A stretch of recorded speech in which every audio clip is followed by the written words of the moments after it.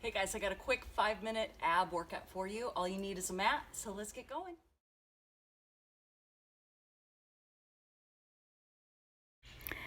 All right, we're going to start with crunches. So your knees are bent, your abs are pulled in, your chest is open, and you're lengthening through the sides of the waist. Roll the shoulders back and down. Now you're going to extend one leg out and push the heel down as much as you can. The bent knee, also press that heel down and kind of up towards your hips. Now you're going to go into a crunch without pulling on the head. You're just thinking about lifting the rib cage up and in towards the hips and then lengthen as you go down. Create more length as you go down. Crunch in and then lengthen long. Working through the muscles that run up and down, the rectus abdominals. Now go a little bit slower and go through the biggest range of motion that you can. Exhale as you lift. Now, switch legs, same thing. Straight leg, push it, reach it out long, push it down, and then the bent leg, dig that heel down. Crunch in and lengthen long. So really create that length as you go down. Breathe into it.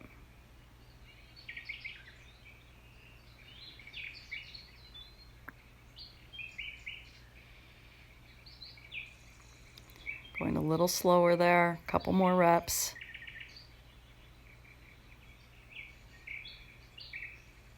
Not pulling on the head at all.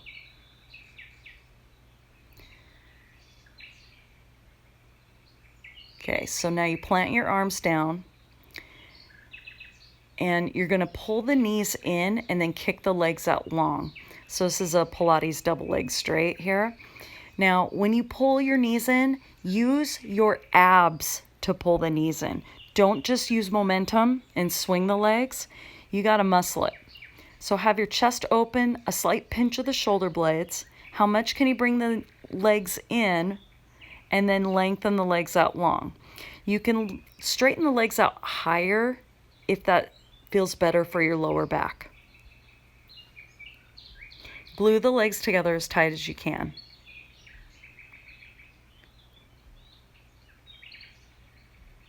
And you want to keep the hips to the head as stable as possible. Okay, now we're moving on to a cross sit up here. We're going to do this 3 different ways. Really plant the tailbone down, abs pulled in, and then you're going to twist up, and then you're going to reach the arm long out. Twist up, and then really reach the arm out. So you're really getting extension even on the way down. Twist up for the obliques here, for the sides of the waist, and then lengthen. Now, could you straighten out your top, or your leg there, towards the ceiling, and then could you straighten the arm? If you want to have the opposite hand behind the head, that's okay. Try to twist up and reach towards that foot if you can. Now, if you want an added challenge, as you crunch up, you're going to extend the opposite leg out. But you really don't want your spine to wobble. You want to keep everything in tight. Switching sides. So cross the ankle, flex your foot, push the knee down. It's active. Abs in. Okay, here we go. So twist up and then reach the arm out. Lengthen it out. Twist up. Lengthen as you come down. How much can you twist that shoulder across the body, or think ribs across the body, and then lengthen out? And if you want to make it harder, it's a longer lever there. So straighten the legs out towards the ceiling and then straighten the arm out if you can. If you want the opposite hand behind the head for a little extra neck support, that's fine. And then what about the opposite leg? Can you kick it out? Pull the knee in. Kick out. Pull the knee in as you twist up.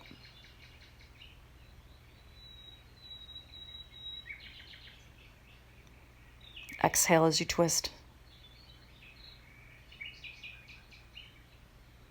Okay, going into a bridge here. This is for the glutes, for the back side of the body. So glutes, a little bit of hamstring and low back there. So now you're just alternating lifting one heel up and the other heel up. focus on keeping your hips as still as you can as you do that.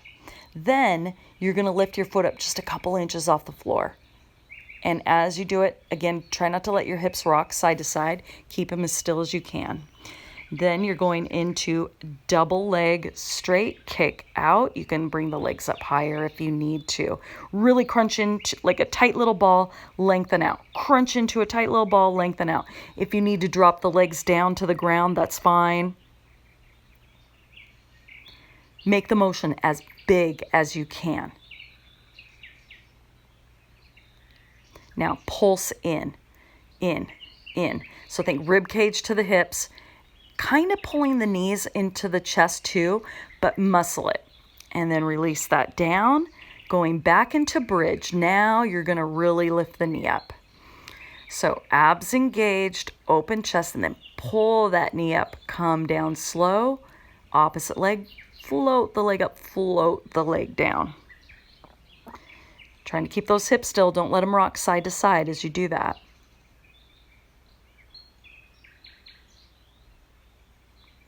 Bringing the hips down.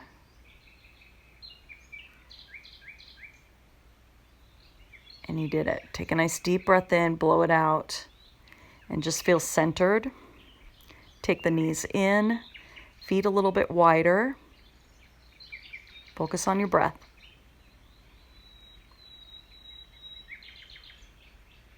And then if you would like to, you can crisscross the legs. This is just to open the hips a little bit. Keep breathing. And then you switch the cross of the legs.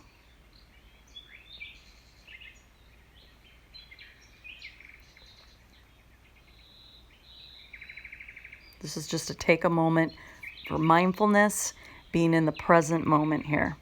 And then if you'd like to straighten the legs out, you can. You're going to see me shift just a little bit because I couldn't lengthen my legs out enough there. Okay, take that deep breath in, blow it out. And remember that Live Joyfully Well is about nurturing all areas of wellness to create balance in your life.